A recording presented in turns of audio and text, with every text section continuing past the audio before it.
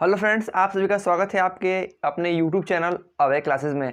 Friends देखिए, आज की वीडियो कुछ खास होने वाली है, जो कि हम देखेंगे नाव और धारा से संबंधित पार्ट 2 वीडियो। जी हाँ, पार्ट 1 वीडियो हम लोगों ने काफ़ी अच्छी प्रकार से देखा और समझा था कि किस प्रकार से अनुकूल प्रवाह वेग, प्रतिकूल प्रवाह वेग, ऊर्ध्व प्रवाह वेग कैसे सब निकालते हैं, वो सब आप देख चुके हैं। यदि नहीं भी देखे होंगे, यदि आप इस वीडियो को पहली बार देख रहे हैं तो नीचे डिस्क्रिप्शन में पार्ट 1 वीडियो का आपको लिंक मिल जाएगा, जा करके वहाँ से देख सकते हैं। तो देखिए, चूँकि हम लोग पढ़ रहे हैं मैथ, और मैथ में हम लोग देखेंगे नाव और धारा से पार्ट 2 वीडियो। जी हाँ, वीडियो बनाने में काफ़ी गैप हो गया है। चलिए कोई बात नहीं, जब भी जाके तभी सवेरा वहीं से स्टार्ट करते हैं। पार्ट 2 वीडियो को हम लोग स्टार्ट करते हैं, जो कि काफ़ी महत्वपूर्ण होने वाला है। यदि आप इस वीडियो में लास्ट तक बने रहें तो यकीन मानिए, नाव और धारा से संबंधित आपको कोई भी प्रॉब्लम नहीं होने वाला है। तो चलिए फ्रेंड्स, वीडियो को स्टार्ट करते हैं। तो चलिए फ्रेंड्स, देखते हैं अपने प्रश्नों को। देखिए, प्रश्न हम लोग का टाइप 3 ये प्रश्न होगा, क्योंकि पहले वीडियो हम लोगों ने टाइप 1 टाइप 2 पूरा देख चुका है। तो अब बारी आती है टाइप 3 की। अब टाइप 3 में कैसे प्रश्न बनते हैं वो देखिए। प्रश्न है कि एक नाव की शांत जल में चाल, यानी कि नाव की शांत जल में चाल 25 किलोमीटर प्रति घंटा है और धारा की चाल 5 किलोमीटर प्रति घंटा है। द्वारा, अर्थात नाव द्वारा ही नदी में एक स्थान से जाकर पुनः वापस लौट आने में उसे कुल 3 घंटे का समय लगता है। तो आपको बताना है कि दोनों स्थानों के बीच की दूरी क्या होगी। प्रश्न देखिए, प्रश्न है कि शांत जल में जो नाव है वो 25 किलोमीटर प्रति घंटा की चाल से चल रही है और धारा की चाल 5 किलोमीटर प्रति घंटा है, ठीक है। और इसमें आपको एक पॉइंट दे रहा है समय का, कि वो नाव एक स्थान से जाकर दूसरे स्थान पे फिर दूसरे स्थान से वापस आ जाती है, जो कि उसको कुल यात्रा में समय 3 घंटे का समय लगता है। तो आपसे पूछ रहा है कि स्थान, प्रारंभिक स्थान से अंतिम स्थान के बीच की डिस्टेंस, यानी कि दूरी कितनी है। तो कैसे जवाब देंगे इसका, चलिए देखते हैं। हमको पता है कि एक स्थान यदि जब भी नाव जाएगी, तो मान लीजिए यदि धारा इधर की ओर बह रही है, यदि जाएगी तो मान लीजिए ये स्थान ए है, ये स्थान बी है। इसके स्थान यदि धारा की दिशा में जाएगी तो क्या निकालेंगे, अनुकूल वेग। तो अनुकूल वेग कैसे निकालते हैं, b प्लस यस से, यानी कि नाव की जो चाल है शांत जल में प्लस धारा की चाल, तो हो जाएगा कितना, 20 किलोमीटर प्रति घंटा। अब यदि मान लीजिए नाव b से a की तरफ जाएगी, तो वो धारा भी इसी दिशा में बह रही है, यानी कि विपरीत दिशा में हो जाएगी। ये मान लीजिए स्थान A है, ये स्थान B है। चूँकि जो धारा है हम लोगों की इधर बह रही है और नाव पुनः वापस की ओर जाना है, तो इस स्थिति में निकालते हैं प्रतिकूल वेग। कौन सा वेग, प्रतिकूल वेग। तो प्रतिकूल वेग कैसे निकालते हैं, b माइनस यस से। अब b क्या है, पहले सब कुछ निम्न स्तर से पढ़ते हुए हम लोग ऊंचाई की तरफ बढ़ रहे हैं, तो एक बार फिर से बता दें, b जो है हम लोग की शांत जल में नाव की चाल है, और यस जो है स्ट्रीम की चाल, यानी कि धारा की चाल है। तो नाव की चाल शांत जल में 25 है और माइनस करेंगे और धारा की चाल 5 दिया है, तो इस प्रकार से हो जाएगा 20 किलोमीटर प्रति घंटा। अब बात आती है एक की औसत चाल की। औसत चाल क्या बोलते हैं, जब कोई भी वस्तु ए से बी की ओर जाए और पुनः बी से ए की तरफ जाए, तो उस स्थिति में हम औसत चाल निकालते हैं, यानी कि पूरी यात्रा में उसकी औसत चाल कितनी थी। चूँकि हमको एक चाल ये जाने वाला दिया है और ये चाल आने वाला दिया है, तो देखिए कैसे निकालते हैं, 2ab बटा में a प्लस बी। ये सूत्र होता है किसका, औसत चाल का। a और b क्या है, जो ये चाल दी गई है क्रमशः वो है। तो मान लीजिए 2 गुणे a क्या है 30 और b क्या है 20 बटा में 30 प्लस 20। इसको सॉल्व करेंगे तो देखिए 3 दूना 6 और 6 दूना के 12, ये जगह डबल जीरो, देखिए ये 0 0 तो हम लोग का होगा ये नीचे। अब देखिए 2 दूनी 4 और 4 3 12। अब देखिए 30 प्लस 20 यानी कि 50, 0 से 0 कट जाएगा और 24 5 120 होता है, तो यानी कि 24 किलोमीटर प्रति घंटा ये हमारा औसत चाल हो गया। औसत चाल हो गया। देखिए चाल हमको दिया गया है 24 किलोमीटर प्रति घंटा और समय कितना है 3 घंटा,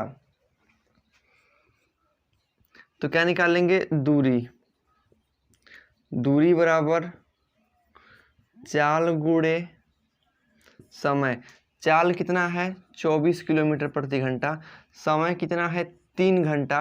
अब इसको हमको सॉल्व करना है, तो कैसे होगा। चूँकि एक बात यहाँ पे समझिए, ये समय कौन सा है, क्या केवल ए से बी तक जाने का है, नहीं। समय कौन सा है, ए से बी तक जाने और बी से ए तक आने का टोटल समय दिया गया है 3 घंटा। चूँकि हमको क्या ज्ञात करना है, ए से बी तक के बीच की दूरी को, तो ये हाफ कर देंगे, यानी कि आधा करेंगे इसको समय को। तो देखिए 2 एक कम 2 और ये जाएगा 12, 12 तिहाई 36 किलोमीटर, ये हम लोग का आंसर हो जाएगा।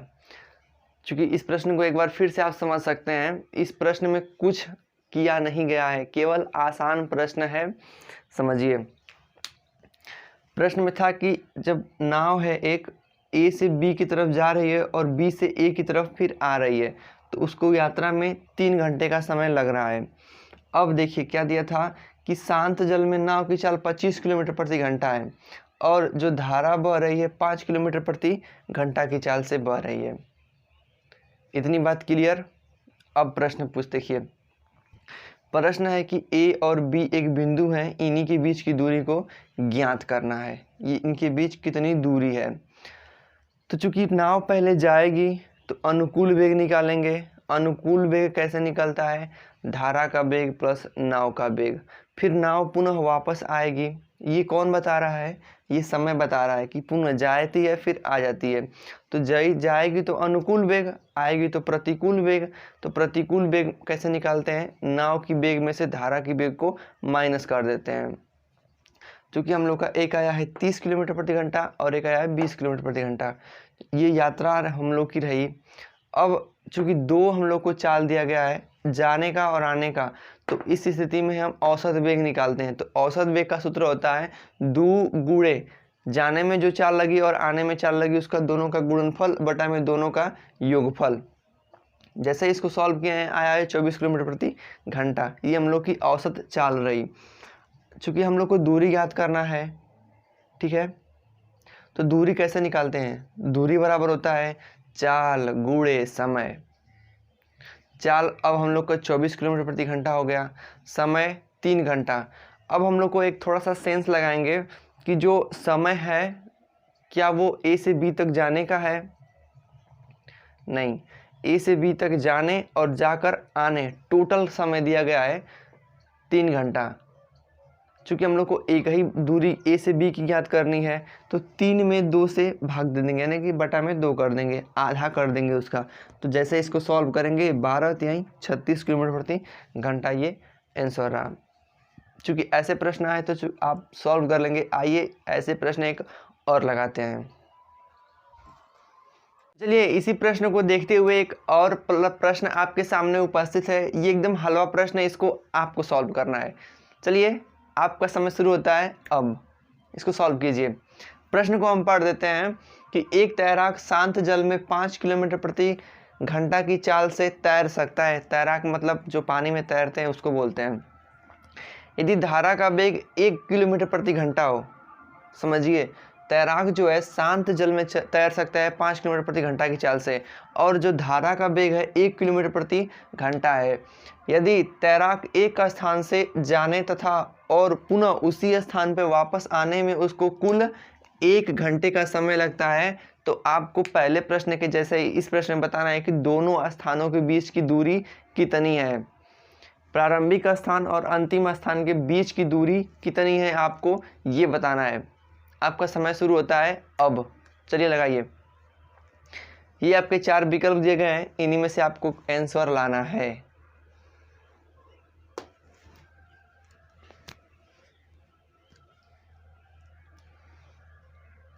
चलिए अब हम बताते हैं।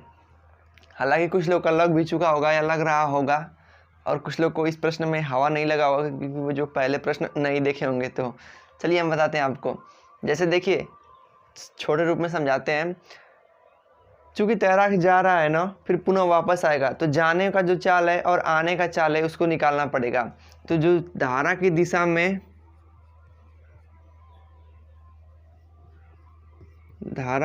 में चाल निकालते हैं तो उसको बोलते हैं अनुकूल चाल।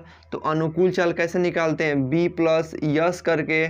तो b है 5, यस है 1, यानी कि 6 किलोमीटर प्रति घंटा।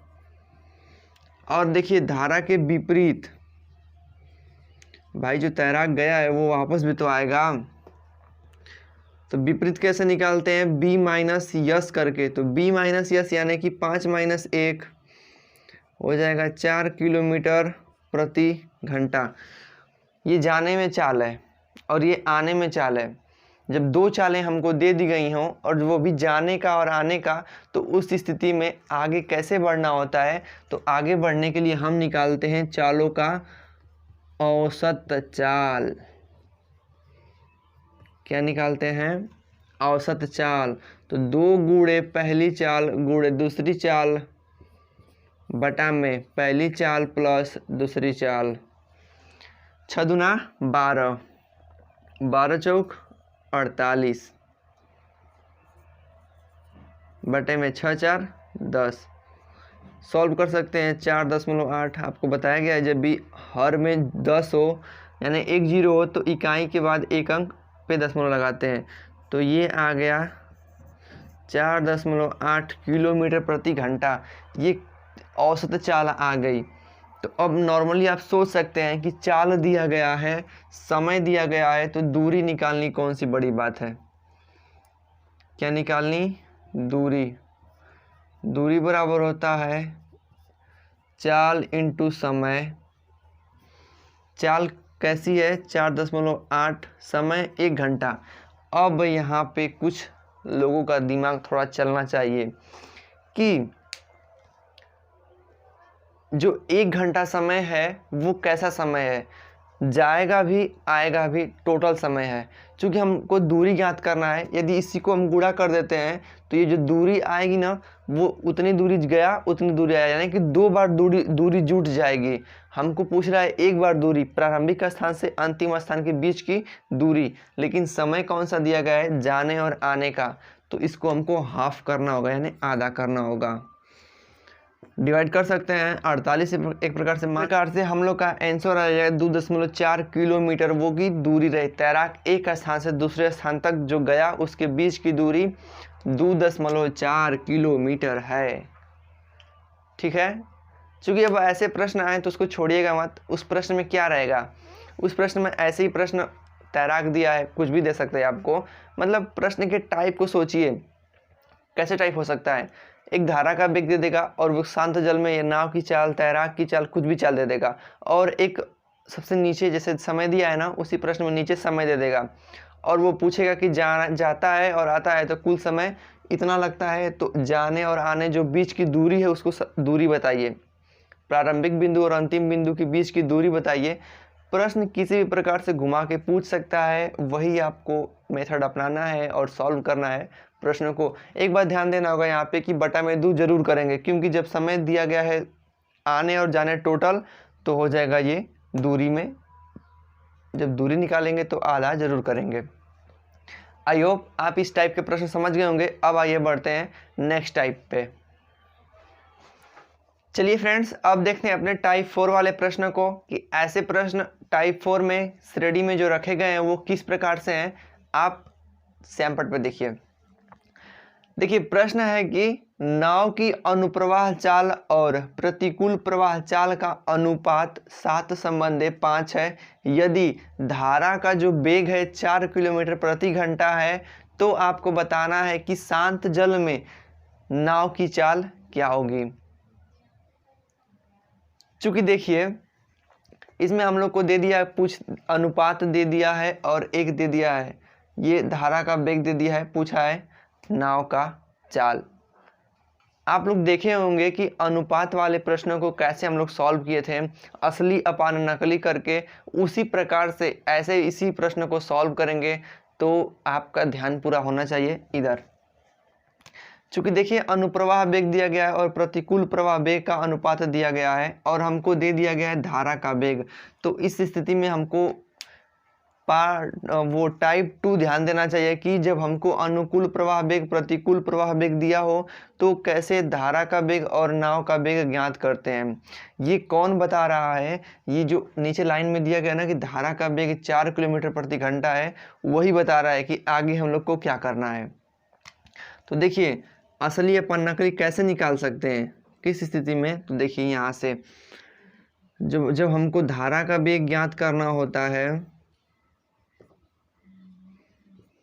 तो क्या करते थे, अनुकूल प्रवाह जो होता है प्लस प्रतिकूल प्रवाह बटा में 2 करते हैं, इसको माइनस करते थे। जब धारा का वेग निकालना होता है तो अनुकूल प्रवाह वेग माइनस प्रतिकूल प्रवाह वेग बटा में 2 करते हैं। चूंकि एक प्रकार से ये अनुपात दिया गया है तो वही काम करेंगे। अनुकूल कितना है 7 माइनस 5 बटा में 2, तो 7 में से 5 जाएगा 2 और 2 से 2 कट जाएगा तो 1 किलो, इस ये तो अनुपात है। अब देखिए नाव का वेग कैसे निकालते थे। नाव का भी वेग जब हम लोग निकालते थे तो नाव के वेग में दोनों को प्लस करते थे, यानी अनुप्रवाह वेग प्लस प्रतिकूल प्रवाह वेग बटा में 2 करते थे।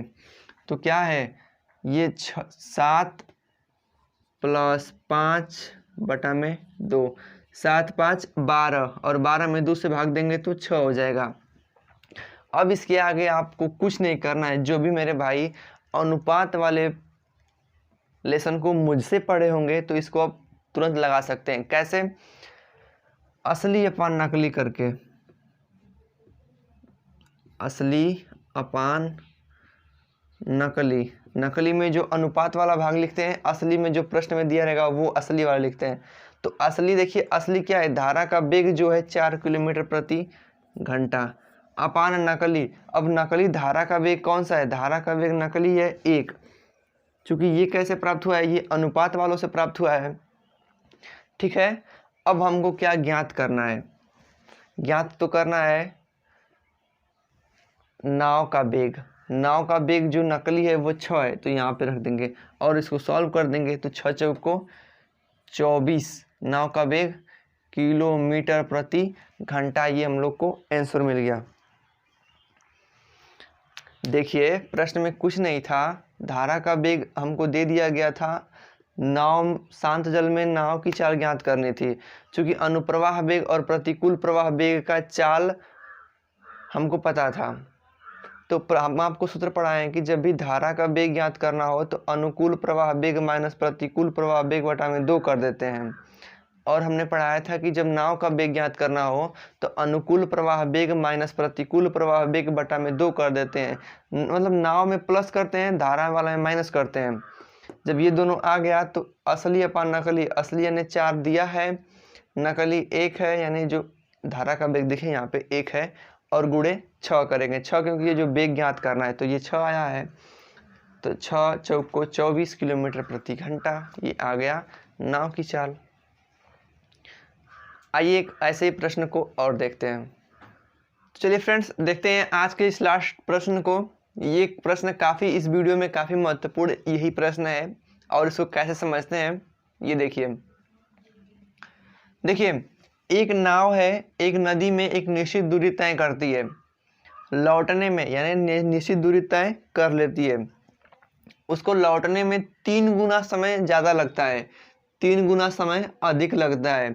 यदि धारा का वेग जो नदी है उसमें धारा जो है 3 किलोमीटर प्रति घंटा की चाल से बह रही है, यानी प्रवाहित हो रही है, तो आपको बताना है कि यदि शांत जल में नाव की चाल कितनी थी। हालांकि इस प्रश्न में ज़्यादा कुछ दिया नहीं है। इस प्रश्न को कैसे लगाएंगे आप, आपके एग्जाम में आ जाए तो समझिए।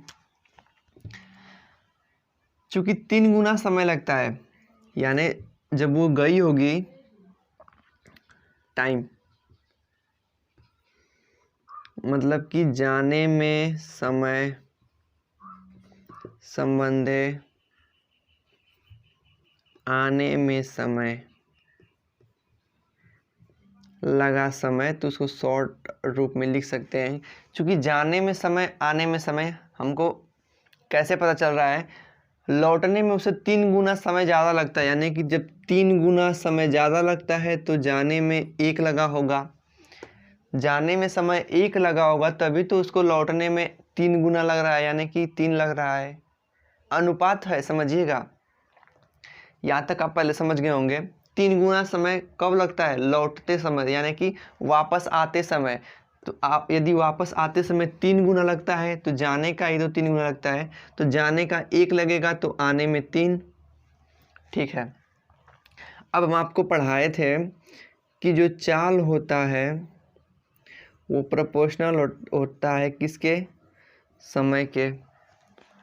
होता है ना, यानी कि उल्टा होता है। तो यहाँ से हम निकाल सकते हैं चूँकि इसका स्पीड जो होगा 3 संबंधे 1 होगा। कैसे? देखिए ना, चाल बराबर क्या सूत्र होता है? चाल बराबर दूरी बटा समय होता है। यदि दूरी नियत रखें, यदि दूरी नियत रहे तो क्या होगा? चाल प्रोपोर्शनल टू 1 टाइम, यानी कि समय। यानी कि चाल जो होता है समय के विपरीत होता है, या फिर समय भी यहाँ पे रख दे, चाल इसको रख दे, तो समय जो होता है चाल के विपरीत होता है। तो यदि टाइम हमको लग रहा है 1:3, तो स्पीड यानी जो चाल होगी 3:1 होगी। होगी कि नहीं? होगी ना। बस यदि आप इतने तक समझ जाते हैं, ऐसे टाइप के प्रश्न हम पार्ट 2 वीडियो में करवाए थे, टाइप 2 वाले में करवाए थे। यदि आप इसको समझ जाते हैं कि जो टाइम होता है स्पीड के व्युत्क्रमानुपाती होता है, यानी टाइम 1 संबंध 3 है तो स्पीड 3 संबंध 1 होगा, तब आप इस प्रश्न को आसानी से लगा सकते हो। कैसे? ये प्रश्न जस्ट इसके पहले पढ़ाए थे, प्रश्न वही बन चुका है। ये जाने में समय है और ये आने में समय है, ऊपर वाला, और ये चाल है। तो यानी जाने में चाल यानी कि अनुकूल चाल, अनुकूल प्रवाह चाल क्या हो जाएगा? 3 किलोमीटर प्रति घंटा, और प्रतिकूल प्रवाह चाल 1 किलोमीटर प्रति घंटा। तो अब देखिए हमको क्या ज्ञात करना है? शांत जल में नाव की चाल ना, तो नाव की चाल कैसे ज्ञात करते हैं? दोनों को जोड़ देते हैं, यानी कि 3 + 1/2 कर देते हैं, तो 3 1 4, 4 में 2 से भाग देंगे तो आएगा 2। अब देखिए धारा का चाल कैसे ज्ञात, धारा का जो वेग होता है कैसे ज्ञात करते हैं? दोनों को आपस में घटा देते हैं, यानी कि 3 - 1/2 करते हैं, तो 3 में से 1 जगह 2 और 2 में 2 भाग देंगे तो 1 हो जाएगा। अब देखिए प्रश्न में क्या दिया गया है कि 3 किलोमीटर प्रति घंटा किसकी चाल है? धारा का चाल है, और ये सब तो अनुपात में भी आया है ना। तो देखिए अब क्या करना है? नाव की चाल। तो नाव की चाल मतलब कि असली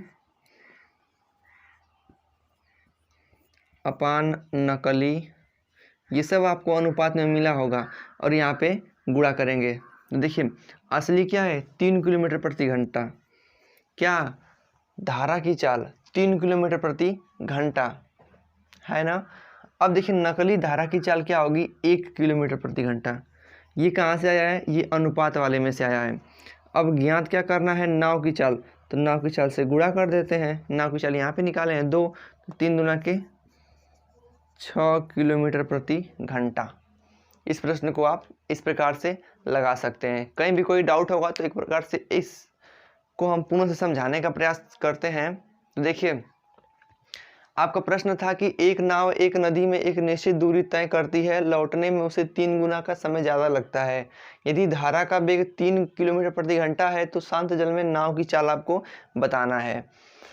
तो चूंकि पहले प्रश्न को समझिए, 3 गुना क्या ज़्यादा लगता है? समय लगता है ना। कैसे? लौटने में। तो चूंकि जाने में 1 लगा होगा तो लौटने में 3 लग रहा है। अब हमने पढ़ा है कि जो टाइम होता है वो स्पीड के उल्टा होता है, या स्पीड जो होता है टाइम के उल्टा होता है, यानी 1 संबंध 3 अनुपात है किसी भी चीज़ का, यानी टाइम का, तो स्पीड में 3 संबंध 1 हो जाएगा। तो 3 क्या है? जाने में, 1 क्या है? आने में चाल। अब देखिए हमने सूत्र पढ़ा है कि नाव की चाल कैसे ज्ञात करते हैं। शांत जल में नाव की चाल अनुकूल प्रवाह वेग प्लस प्रतिकूल प्रवाह वेग बटा में 2 करते हैं, आया है 2। अब धारा का वेग कैसे ज्ञात करते हैं कि अनुकूल प्रवाह वेग माइनस प्रतिकूल प्रवाह वेग करते हैं बटा में 2, तो आता है धारा का वेग। अब चूंकि प्रश्न में दिया गया है धारा 3 किलोमीटर प्रति घंटा चाल से प्रवाहित हो रही है, तो असली अपान नकली, असली क्या है 3 किलोमीटर प्रति घंटा धारा है और नकली क्या है 1 है। अब ज्ञात किसको करना है 2, यानी कि नाव का वेग। तो नाव का वेग यहाँ पे रखेंगे तो 3 दूना के 6 गुणा कर देंगे तो आ जाएगा हमारा आंसर 3 दूना के 6 किलोमीटर प्रति घंटा। ठीक है, नाव और धारा से संबंधित ऐसे ही प्रश्न बनते हैं आपको। तो इस वीडियो में बस इतना ही। अब हम लोग का नेक्स्ट चैप्टर होगा, ये चैप्टर यहीं पे समाप्त होता है। हालांकि इससे ज़्यादा कुछ पूछ नहीं सकता है, जो हम लोग पढ़े हैं उसी के अंतर्गत आपके प्रश्न बनेंगे, बस थोड़ा सा चेंजेस कर सकता है, वो आप पे ध्यान देना होगा कि कैसे प्रश्न को घुमाया गया है। तो चलिए फ्रेंड्स, दीजिए इजाज़त, अब मिलते हैं नेक्स्ट वीडियो में नेक्स्ट लेसन के साथ। तब तक के लिए बाय बाय, जय हिंद।